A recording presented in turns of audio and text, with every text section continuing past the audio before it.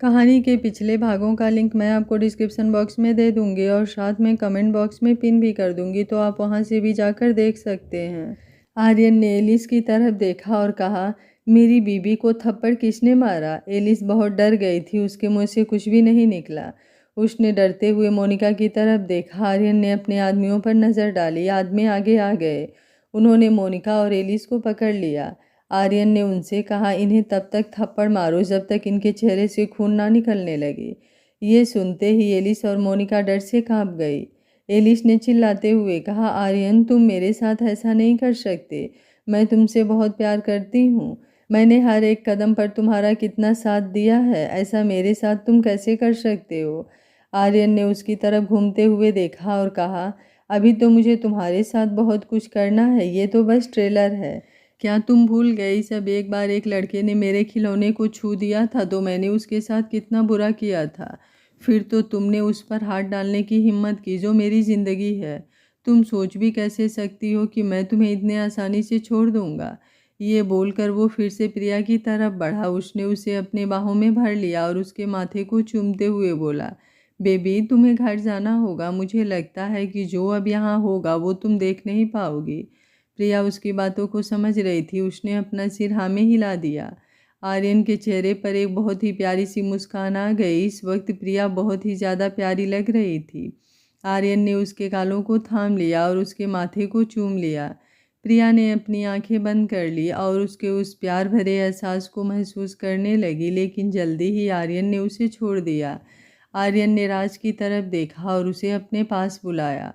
राज वैसे तो उन दोनों को साथ देखकर बहुत जल रहा था, लेकिन उसके सिवाय कर भी क्या सकता था।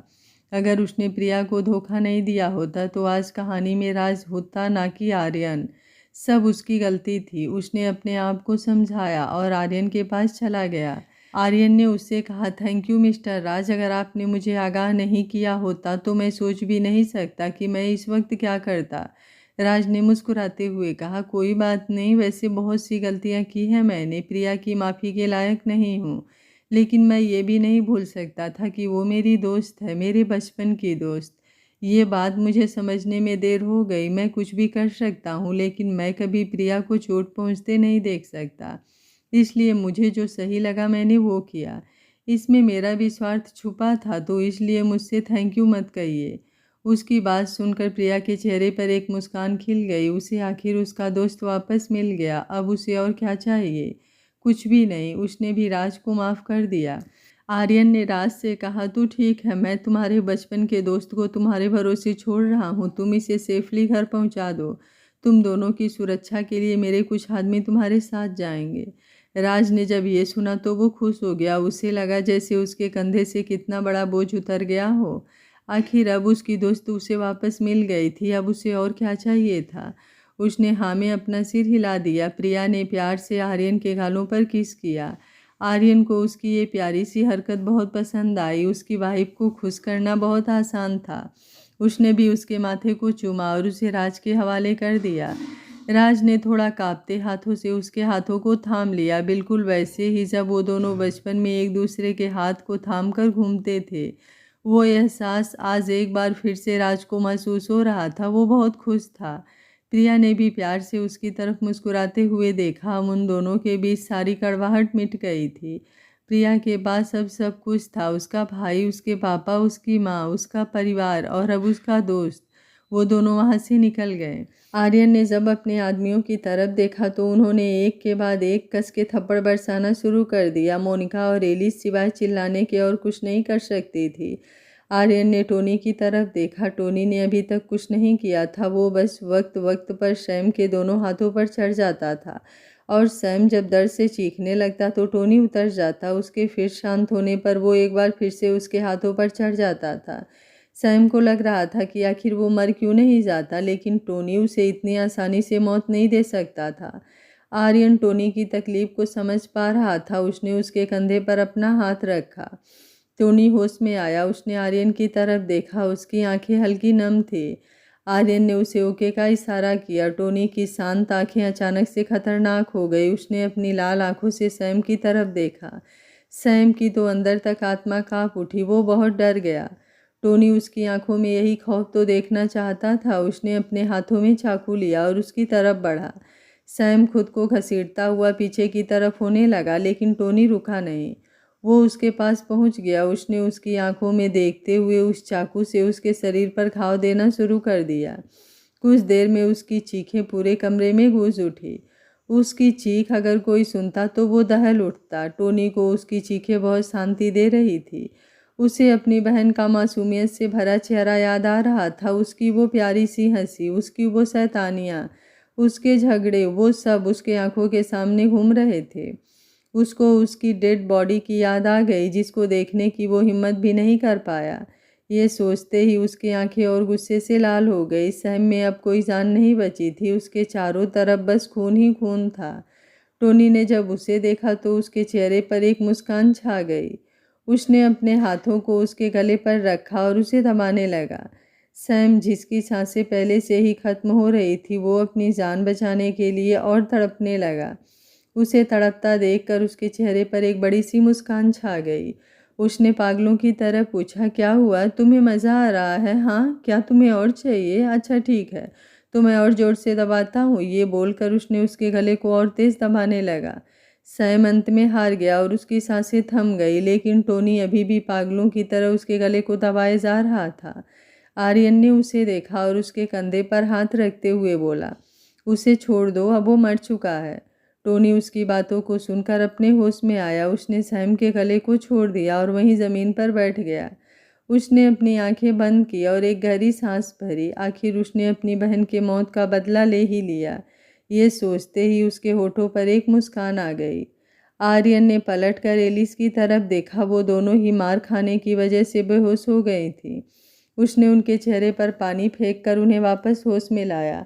एलिस जब होश में आई तो उसके मुंह से कोई आवाज़ नहीं निकल रही थी। मोनिका को अपनी गलती का एहसास हो गया था। उसके चेहरे की स्किन बुरी तरह से फट गई थी, उसमें से खून बह रहा था। उसने थोड़ी हिम्मत की और बोली, मुझे छोड़ दो, मैं अपनी गलती के लिए तुमसे माफ़ी मांगती हूँ।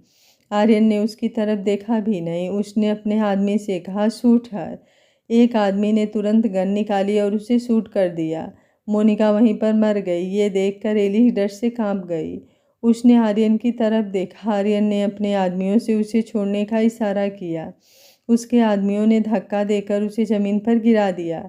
ज़मीन पर गिरते ही उसके हाथ खून से रंग गए। उसे समझ नहीं आया कि ये किसका खून है। उसने सिर उठाकर देखा तो सामने सैम को मारा देखा। ये देखकर तो उसकी रूह ही कांप गई। क्या उसका भाई मर गया? वो भागती हुई पागली की तरह उसकी तरफ भागी, लेकिन टोनी झटके से उठा और उसने उसके और सैम के बीच खड़ा हो गया। ये देखकर एलिस रोने लगी। उसने अपनी नज़रों को उठाकर टोनी की तरफ देखा और बोली, तुमने उसे मार दिया? ये सुनकर टोनी उसकी तरफ झुका और बोला, माफ़ करना, मुझे लगा कि उसे मज़ा आ रहा था, इसलिए मैंने उसका गला थोड़ा तेज़ से दबा दिया और देखो वो बिल्कुल शांत हो गया। ये सुनते ही एलिस पागलों की तरह रोने लगी, लेकिन उसके रोने की आवाज़ को सुनकर टोनी और आर्यन दोनों को सुकून मिल रहा था। उसने रोते हुए कहा, प्लीज़ मुझे उसे देखने दो। टोनी ने उसकी तरफ देखा और कहा, नहीं, बिल्कुल नहीं। आखिर मैंने भी अपनी बहन को आखिरी बार नहीं देखा था, तो मैं तुम्हें कैसे देखने दूं? ये सुनते ही एलिस पागलों की तरह चिल्लाने लगी।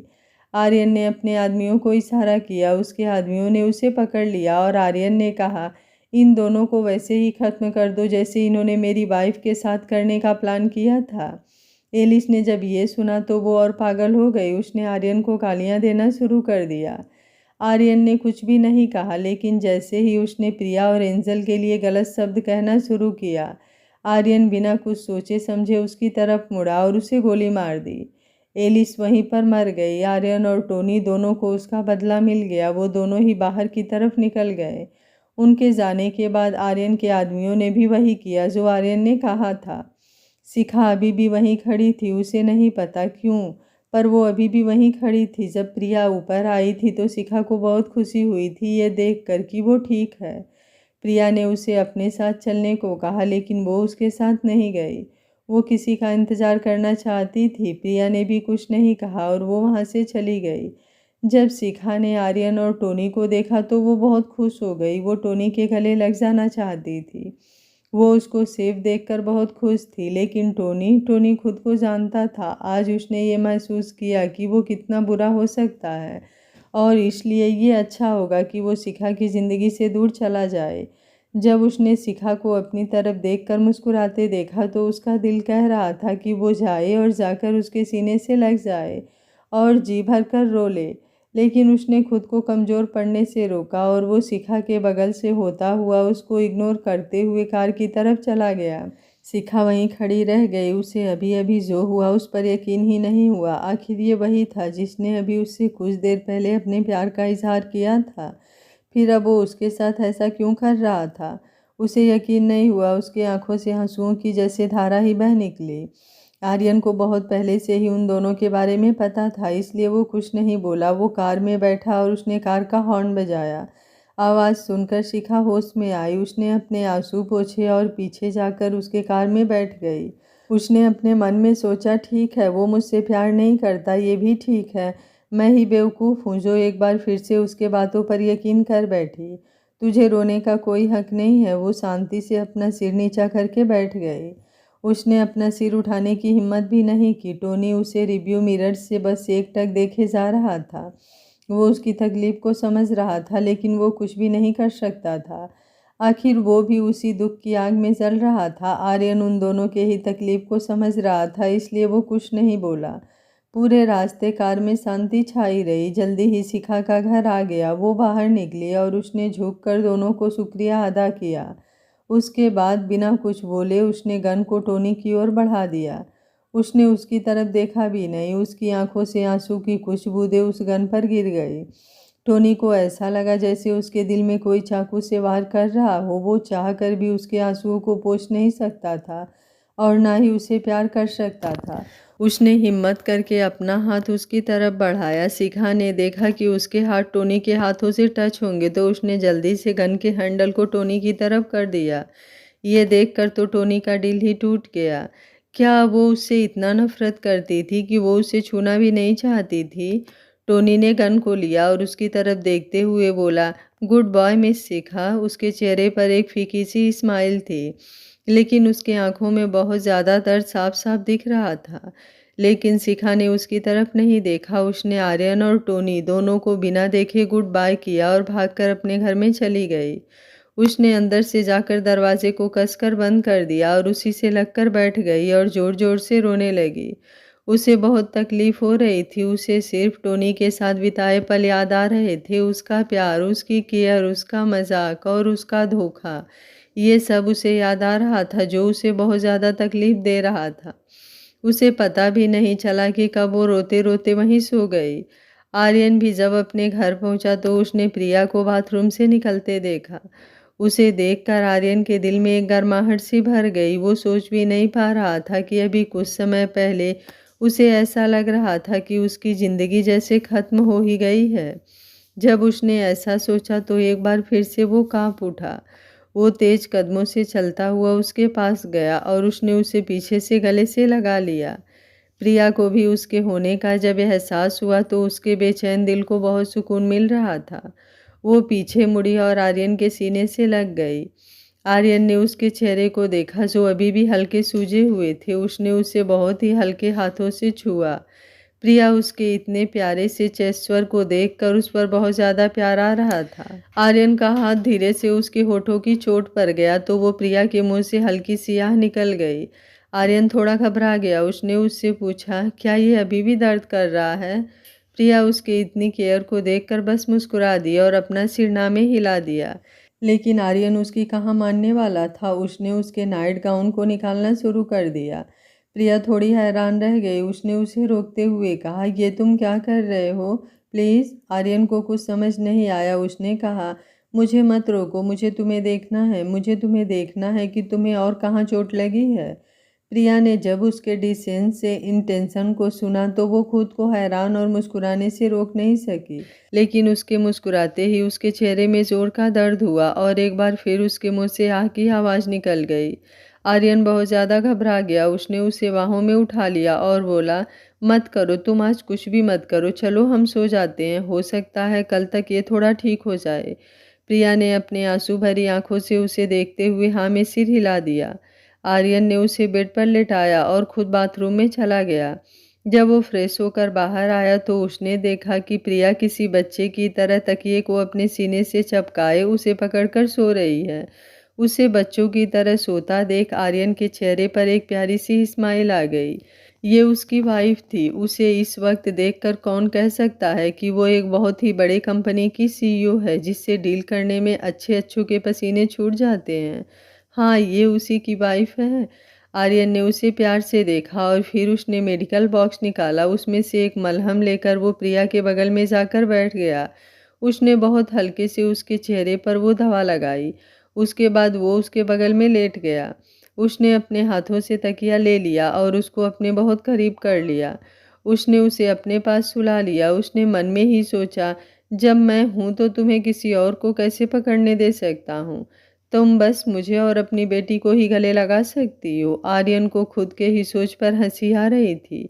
आखिर वो किसी तकिए से कैसे जल सकता है, लेकिन उसे जलन हो रही थी। आर्यन मुस्कुराया और उसने प्रिया के माथे को चूम लिया और धीरे से कहा, कल के नए दिन के साथ हमारी भी जिंदगी की नई शुरुआत होगी। Good night my life.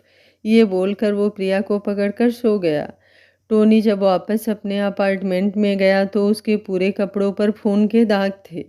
वो नहाने के लिए बाथरूम में चला गया। वो शावर के नीचे खड़ा हो गया। पानी उसके सिर से होता हुआ पूरे शरीर को भिगो रहा था। टोनी ने अपनी आंखें बंद की। उसे आज बहुत सुकून मिल रहा था। आखिर उसने अपनी बहन का बदला ले ही लिया, लेकिन उसने किसी को खो दिया था जो उसकी ज़िंदगी में बहुत कीमती था। शिखा के बारे में सोचकर उसके दिल में बहुत दर्द हो रहा था। उसकी आंखों से आंसू बहने लगे, लेकिन वो आंसू पानी के साथ मिलकर बह गए। टोनी बाथरूम से बाहर आया और उसने अपना लैपटॉप ऑन किया। उसमें उसने शिखा की वीडियो चलाई। वो उसे बहुत ध्यान से देखने लगा। उसे देखकर उसके होठों पर एक प्यारी सी स्माइल थी। वो और कर भी क्या सकता था सिवाय मुस्कुराने के। जब वो उसके पास आई तो वो उसके चेहरे को बड़े ध्यान से देखने लगा। उसने उसके चेहरे को छुआ और मुस्कुराने लगा। उसको अपनी मजबूरी पर हंसी आ रही थी। वो उसको देखते देखते ही सो गया। अगले दिन न्यूज़ में हर तरफ बस प्रिया की कंपनी ही छाई हुई थी। प्रिया को तो अंदाज़ा भी नहीं था कि वो रातों रात कितनी फेमस हो गई थी। उसके सक्सेस को सुनकर प्रिया के पापा बहुत खुश थे। उनके साथ साथ सभी लोग खुश थे। एंजल तो बहुत ही ज़्यादा खुश थी, लेकिन वो बस अपने अनीस मामा के आगे पीछे घूमती रहती थी। ये देखकर राघवेंद्र बहुत जलते थे। सुबह सुबह सब लोग साथ बैठकर चाय पी रहे थे। वहाँ पर आर्यन, प्रिया, राज, टोनी, अनीस, शिल्पा और आर्यन और प्रिया की फैमिली थी।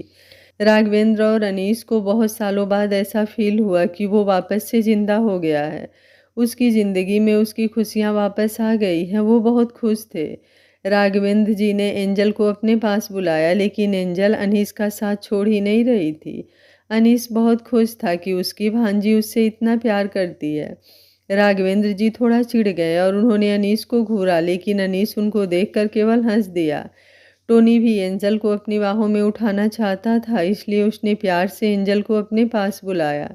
एंजल ने जब टोनी को देखा तो उसके चेहरे पर एक प्यारी सी स्माइल आ गई। उसने अपने मन में ही कहा, वाह, एक और हैंडसम अंकल। ये सोचकर वो जल्दी से टोनी के पास चली गई। उसने टोनी से कहा, अंकल आप कितने हैंडसम हैं। क्या आप एंजल को लाइक करते हैं जैसे एंजल आपको करती है। उसकी बात सुनकर वहाँ मौजूद सभी लोग जोर जोर से हंसने लगे। आशा जी ने राघवेंद्र जी को चिढ़ाने वाली नज़र से देखा, मानो जैसे कह रही हैं कि अब तो मान जाइए कि आप बूढ़े हो गए हैं। लेकिन राघवेंद्र जी ने गहरी सांस भरते हुए खुद से कहा, तू अब सच में बूढ़ा हो गया है। आर्यन ने भी जब एंजल की बात सुनी तो उसने घूरते हुए टोनी की तरफ देखा और सोचा, मेरी बेटी को ये बंदर किस एंगल से हैंडसम लगता है। और ये अनीस कम था क्या, जो अब ये राज और टोनी भी मेरी बेटी को मुझसे दूर करने के लिए आ गए। ये सोचकर आर्यन गुस्से से टोनी की तरफ घूरने लगा। उसे देखकर टोनी ने पूछा, तुम मुझे ऐसे क्यों देख रहे हो, मैंने तो कुछ भी नहीं किया। अनीस ने हंसते हुए कहा, तुम घबराओ मत, ये तो इसकी पुरानी आदत है। ये हर हैंडसम लड़कों से चिढ़ता है क्योंकि एंजल को हम जैसे हैंडसम लड़के बहुत पसंद हैं। ये सुनकर सब लोग हंसने लगे। आर्यन को ना चाहते हुए भी हंसना पड़ा, वो कर भी क्या सकता था। प्रिया ने शिखा को कॉल किया। वो उसे बताना चाहती थी कि वो दोपहर तक ऑफिस आ जाएगी, तब तक वो सब हैंडल कर ले। उसकी बात सुनकर शिखा ने ओके मैम कहा और जैसे ही कॉल कट करने वाली थी तभी प्रिया ने उससे पूछा, टोनी आज दोपहर 12 बजे वापस जा रहा है, क्या तुम मुझसे मिलना नहीं चाहती? प्रिया की बात सुनकर शिखा का दिल जोरों से धड़कने लगा। उसका हाथ हल्का कांप गया, उसकी आंखों में आंसू की बूंदें इकट्ठा होने लगी। उसने सोचा, क्या वो जा रहा है? क्या वो सच में जा रहा है बिना मुझसे कुछ भी कहे? क्या वो मुझे अब देखना भी नहीं चाहता, एक आखिरी बार भी नहीं? ये सोचकर उसका दिल बहुत दुख हो रहा था। उसने अपने आप से कहा, यही ठीक रहेगा, वैसे भी मैं उसके लिए बस एक मोहरा थी, उससे ज़्यादा कुछ भी नहीं, तो वो क्यों ही भला मुझसे मिलना चाहेगा। उसका काम अब पूरा हो गया है तो अब मेरी उसकी नज़रों में कोई वैल्यू नहीं है। हाँ, आखिर मैं हूँ ही कौन, एक असिस्टेंट, उससे ज़्यादा मेरी औकात ही क्या है। ये मेरी ही गलती थी जो मैंने अपने आप को बहुत ज़्यादा इम्पोर्टेंट समझ लिया था। उसका भुगतान भी तो मुझे ही करना पड़ेगा। ये सोचकर उसने अपने होठों को आपस में दबाया और बोली, मैम अगर मैं भी वहाँ आ जाऊँगी तो फिर यहाँ का काम कौन संभालेगा? आप मेरी तरफ से उन्हें गुड बाय कह दीजिएगा। और रही बात मिलने की, तो अब हमारी कंपनी वैसे भी उनके साथ कोलैबोरेशन करती रहेगी तो हमारा मिलना हो ही जाएगा। तब मैं उनसे ना मिलने के लिए माफ़ी मांग लूँगी। ये सब उसने एक फीकी सी मुस्कान के साथ कह दिया। हालांकि वो बोल तो रही थी लेकिन उसने सोच लिया था कि अब वो प्रिया की कंपनी की जॉब छोड़ देगी और किसी और कंपनी में अपनी जॉब के लिए अप्लाई करेगी। प्रिया उसकी बात को समझ रही थी। वो ये भी जानती थी कि शिखा इस वक्त क्या सोच रही है, इसलिए उसने ज़्यादा कुछ भी बोलना सही नहीं समझा। उसने भी ओके कहा और कॉल कट कर दिया। उसने फ़ोन को देखा और एक लंबी सांस भरी, फिर वो बाकी सबके पास चली गई। शिखा ने फिर से खुद को काम में बिजी कर लिया था, लेकिन इस बार वो चाहकर भी काम पर अपना ध्यान नहीं दे पा रही थी। उसके आंखों में आंसू सूखने का नाम ही नहीं ले रहे थे। वो बहुत ज़्यादा फ्रस्ट्रेट हो गई थी। वो वॉशरूम में गई और ज़ोर ज़ोर से रोने लगी। उससे ये दर्द बर्दाश्त नहीं हो रहा था। उसने कैसे भी करके खुद को संभाला और अपना मुंह धुलकर वापस अपने काम पर लग गई। उधर टोनी बार बार अपने फ़ोन को हाथ में लेकर देख रहा था कि एक बार ही सही शिखा का कॉल या मैसेज आ जाए। उसने प्रिया को उसे बताते हुए सुना था कि वो उसके जाने की खबर शिखा को बता रही थी।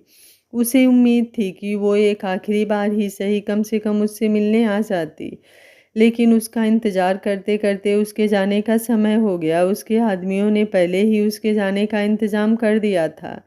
टोनी ने अपने कपड़े चेंज किए। उसने जैसे ही अपनी शर्ट निकाली, उसकी नज़र अपने गले में लटके एक पेंडेंट पर गई। वो गोल्ड का एक हार्ट शेप पेंडेंट था जो बहुत सिंपल था। उस पर सिल्वर कलर से दो लोगों के नाम लिखे थे, शिखा लव सेंग। उसे छूते ही वो पल याद आ गया जब शिखा उसकी बाहों में थी और उसने उसके गले में ये पहनाया था। उसे पहनाते वक्त उसकी आंखों में बहुत सारा प्यार था, लेकिन बाद में उन्हीं आंखों में नाराज़गी भरकर उसने टोनी को धमकाते हुए कहा था, खबरदार जो कभी इसे खोया तो, वरना मुझसे बुरा कोई नहीं होगा।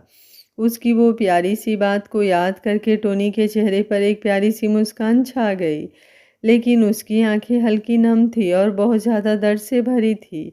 उसने धीरे से कहा, आई एम सॉरी, मैं तुम्हारे लायक नहीं। मैंने पहले ही तुम्हें बहुत तकलीफ़ दी है, अब मैं और तुम्हें तकलीफ़ नहीं दे सकता। मैं तुम्हारे काबिल नहीं हूँ, मैं तुमसे चाहकर भी बात नहीं कर सकता। तुम उस दुनिया के लिए नहीं बनी।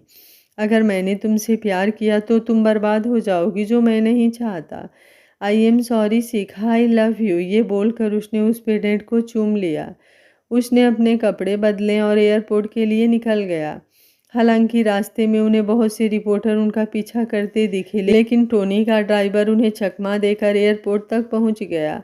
प्रिया और आर्यन पहले से ही वहां मौजूद थे। एंजल आर्यन के गोद में थी। आर्यन ने नोटिस किया था कि एंजल जब टोनी को देखती थी तो कुछ अलग ही बिहेव करती थी। वैसा वो किसी को भी देखकर नहीं करती थी। वो जब भी टोनी को देखती थी तो वो बहुत शर्माती थी। उसके गाल लाल लाल हो जाते थे। वो बहुत क्यूट लगती थी। जैसे ही एंजल ने टोनी को आते देखा तो उसने आर्यन से कहा, डैडी, एंजल को नीचे उतारो, अब एंजल बड़ी हो गई है, वो खुद से चल सकती है। आर्यन और प्रिया दोनों उसकी बात को सुनकर हैरान रह गए। आखिर आज एंजल को क्या हो गया था? वो तो कभी आर्यन की गोद से नीचे उतरने की जिद नहीं करती थी, लेकिन जब आर्यन की नज़र टोनी पर पड़ी तो वो सब समझ गया। उसने थोड़ा चिढ़ते हुए टोनी की तरफ देखा। उसने मन ही मन सोचा, ये कार्टून मुझसे मेरी बेटी को छीनना चाहता है, इसकी तो मैं। अभी वो ये सब सोच ही रहा था कि एंजल आर्यन की गोद से उतरी और धीरे धीरे टोनी की तरफ बढ़ गई। टोनी ने जब एंजल को अपनी तरफ आते देखा तो वो बहुत खुश हो गया। उसने अपने मन में ही कहा, एंजल कितनी प्यारी है, काश मेरी भी एक कितनी ही प्यारी बेटी होती मेरी। और ये सोचकर वो थोड़ा उदास हो गया, लेकिन फिर जल्दी ही उसे एंजल की प्यारी सी आवाज़ सुनाई दी, टोनी अंकल, आप एंजल को अपने गोद में उठा लो ना प्लीज़। टोनी उसकी मासूमियत से भरी आंखों को देखकर पिघल ही गया। हालांकि वो बच्चों से दूर ही रहता था, लेकिन एंजल बाकी बच्चों से बिल्कुल अलग थी। टोनी झुका और उसने प्यार से एंजल को अपनी गोद में उठा लिया। आर्यन और प्रिया तो ये देखकर हैरान ही रह गए। प्रिया को तो हंसी आ गई, पर आर्यन का चेहरा लटक गया। टोनी ने प्यार से एंजल के गालों को चूमते हुए कहा, क्या एंजल ने अंकल को मिस किया? एंजल टोनी के किस से थोड़ा शर्मा रही थी। उसने अपनी प्यारी सी और क्यूट सी आवाज़ में कहा, हाँ, एंजल ने अंकल को बहुत मिस किया। टोनी ने कुछ देर प्रिया और आर्यन से बात की। हालांकि वो बात कर रहा था, लेकिन उसकी नज़र किसी को ढूंढ रही थी, लेकिन उसे वो शख्स नज़र नहीं आया। वो बहुत मायूस हो गया। वो नहीं आई, हाँ वो नहीं आई, लेकिन मेरा दिल ऐसा क्यों कह रहा है कि वो यहीं कहीं है। उसने एक बार फिर से अपनी नज़रें घुमाई, लेकिन उसे फिर वो कहीं नज़र नहीं आई। जल्दी ही उसके फ़्लाइट की अनाउंसमेंट हुई। अब तो उसकी आखिरी उम्मीद भी ख़त्म हो गई। उसका दिल निराशा और दुख से भर गया था। उसने एंजल को आर्यन की गोद में पकड़ाते हुए कहा, ओके, अब मैं चलता हूँ, जल्दी ही मिलेंगे। उसकी बात सुनकर प्रिया और आर्यन मुस्कुरा दिए, लेकिन एंजल उदास हो गई। उसको उदास देखकर टोनी ने उससे पूछा, क्या हुआ मेरी एंजल को? क्या एंजल उदास है? पर अंकल को अपने घर जाना होगा। एंजल उसकी बात सुनकर बोली, but angel loves uncle, please आप मत जाओ। एंजल प्रॉमिस करती है वो अपना डिनर पूरा ख़त्म करेगी और वो ज़्यादा कैंडी भी नहीं खाएगी। टोनी ने उसकी बात को सुना तो वो बहुत इमोशनल हो गया। उसने उसे अपनी बाहों में उठाते हुए कहा, अंकल एंजल को बहुत प्यार करते हैं और अंकल तो बस थोड़े दिन के लिए ही जा रहे हैं, और वैसे भी अंकल वहाँ जाने के बाद एंजल को भी अपने पास बुला लेंगे। फिर एंजल और अंकल बहुत मस्ती करेंगे। उसकी बात सुनकर एंजल के चेहरे पर एक प्यारी सी स्माइल आ गई। उसने कहा, क्या सच्ची? फिर तो एंजल इंतज़ार करेगी। ये कहकर उसने टोनी के गालों पर किस कर लिया। वो तीनों एक जगह खड़े थे और टोनी एयरपोर्ट की तरफ बढ़ गया। उसका दिल जोर जोर से धड़क रहा था, मानो उससे कह रहा हो कि मत जाओ, उसे छोड़कर मत जाओ, जाओ और जाकर उसे गले लगा लो और उससे अपने दिल की बात बता दो। लेकिन टोनी ने अपनी आंखों पर गॉगल्स को पहना और फ्लाइट में चढ़ गया।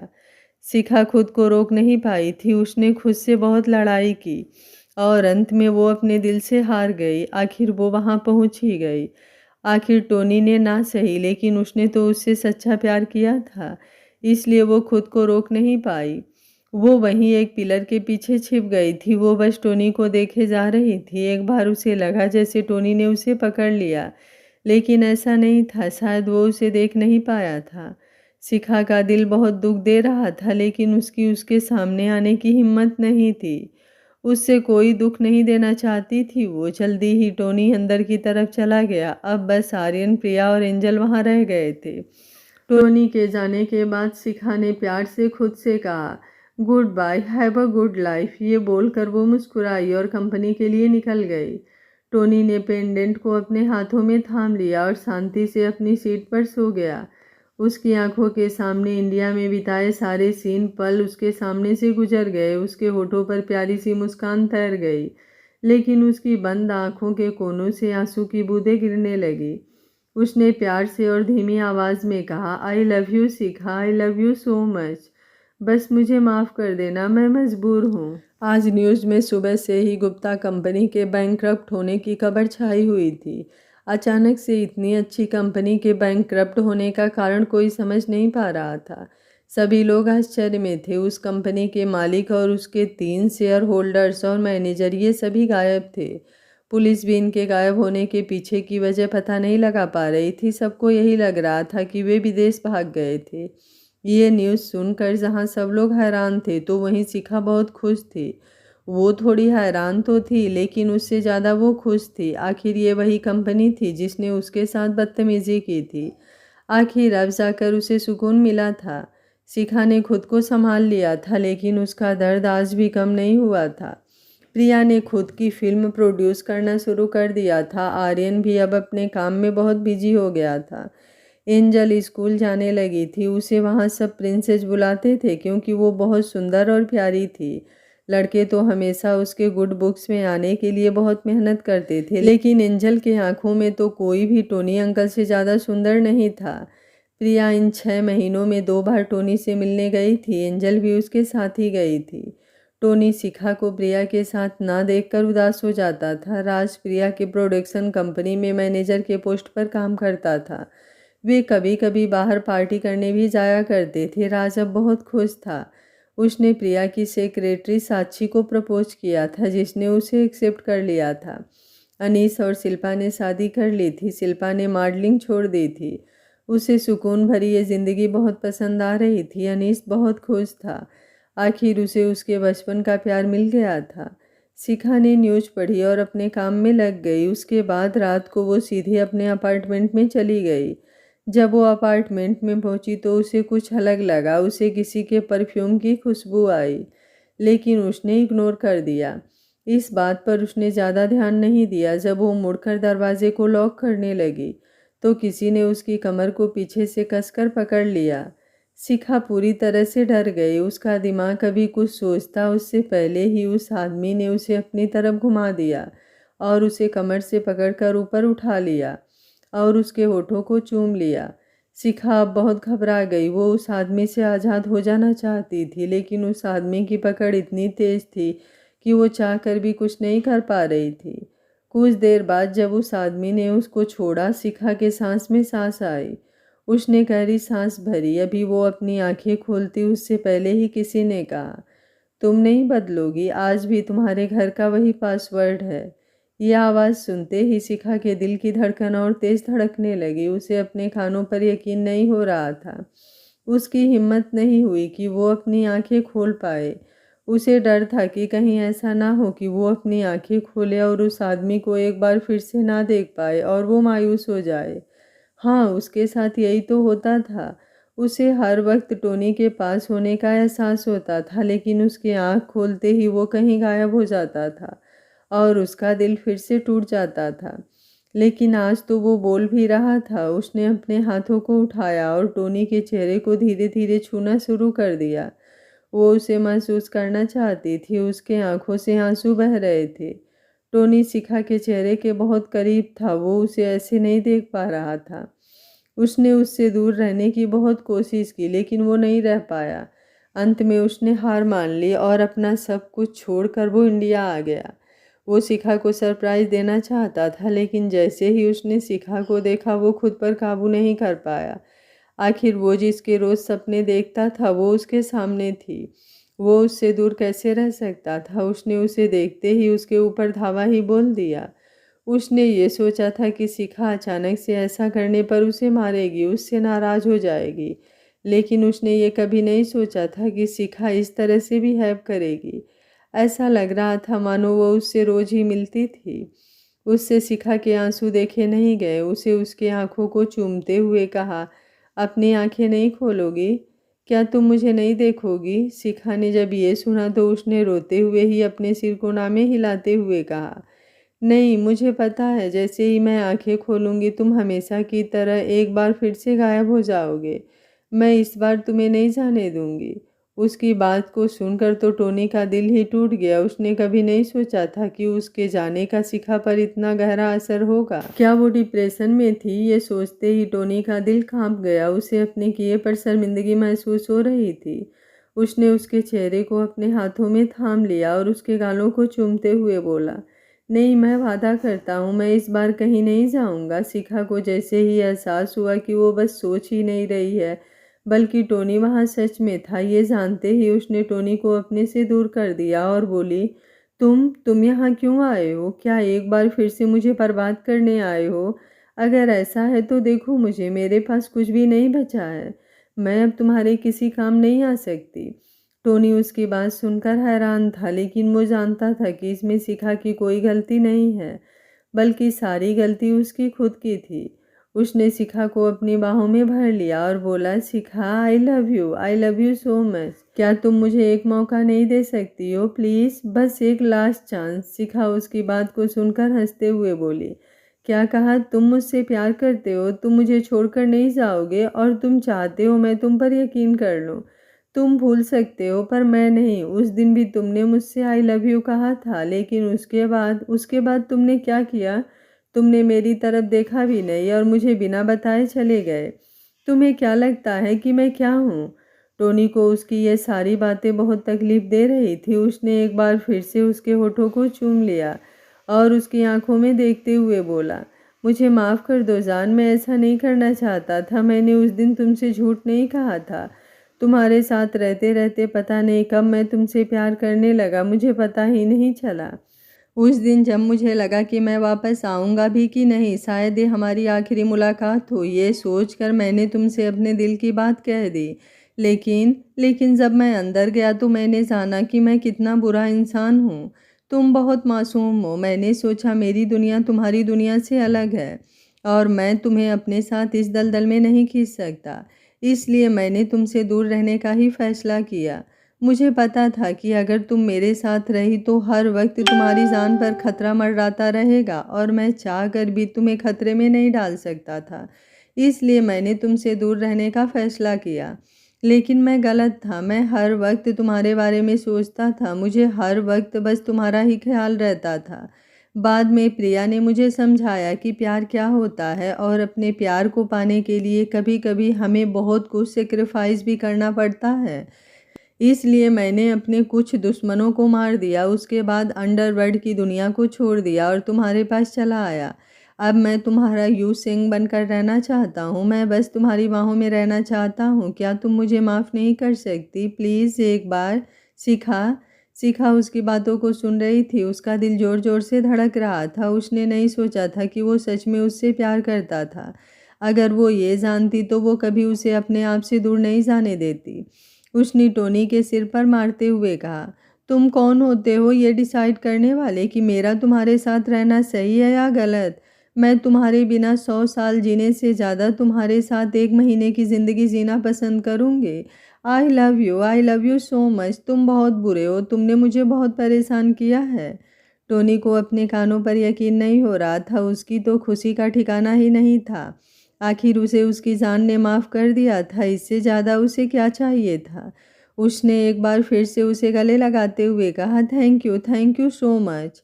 ये बोलते समय उसकी आवाज़ थोड़ी लड़खड़ा रही थी। वो बहुत खुश था। शिखा कुछ देर उसकी बाहों में सिमटी रही। फिर उसने अचानक से कहा, मुझे सच सच बताना, क्या गुप्ता कंपनी के साथ जो हो रहा है उसमें तुम्हारा हाथ है? टोनी मुस्कुराया। उसकी ये प्यारी बदमाश बहुत होशियार थी। उसने अपना सिर हाँ में हिला दिया। शिखा ने थोड़ा चौंकते हुए कहा, तो वो 5 लोग कहाँ हैं?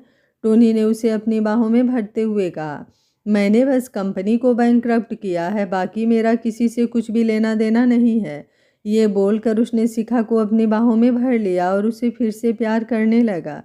बीच समुद्र में एक बड़ी सी शिप पर 5 लोग बिना कपड़े के लेटे हुए थे। उन्हें समझ में नहीं आ रहा था कि रात को तो वो अपने बड़े और मुलायम बिस्तर पर सोए हुए थे, फिर सुबह अचानक से वो यहाँ कैसे पहुँचे। वो केवल चीख रहे थे, लेकिन उनकी आवाज़ सुनने वाला कोई नहीं था। टोनी शिखा का हाथ थामे हुए था। उसके होठों पर एक शैतानी मुस्कान थी।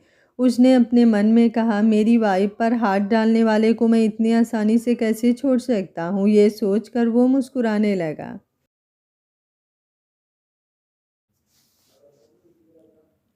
ये कहानी 3 अलग अलग कपल के प्यार, मोहब्बत और जज्बातों की कहानी थी। प्रिया, आर्यन, अनीसा, शिल्पा, टोनी और शिखा, जिसमें बहुत सारे उतार चढ़ाव आए, लेकिन अंत में इनका प्यार मुकम्मल हुआ। सच्ची मोहब्बत अगर दिल से की जाए तो वो एक ना एक दिन ज़रूर पूरा होती है। चैनल इस समय थोड़ा डाउन चल रहा है। आप लोगों के प्यार और सपोर्ट की उम्मीद करती हूँ। मैं डेली आप लोगों के लिए कहानियाँ लाती हूँ, तो इतना तो उम्मीद रख ही सकती हूँ कि आप लोग अपना प्यार चैनल पर बनाए रखें। अगर किसी के पास तक नोटिफिकेशन नहीं पहुँच रहा है तो आप लोग चैनल को एक बार अनसब्सक्राइब करके सब्सक्राइब कर लीजिएगा, तो नोटिफिकेशन पहुँचने लगेगा। उम्मीद करती हूँ कहानी आप लोगों को पसंद आई होगी। आगे एक और प्यारी सी कहानी के साथ मिलते हैं। तब तक आप लोग अपना ख्याल रखिए और स्वस्थ रहिए। Thank you for watching.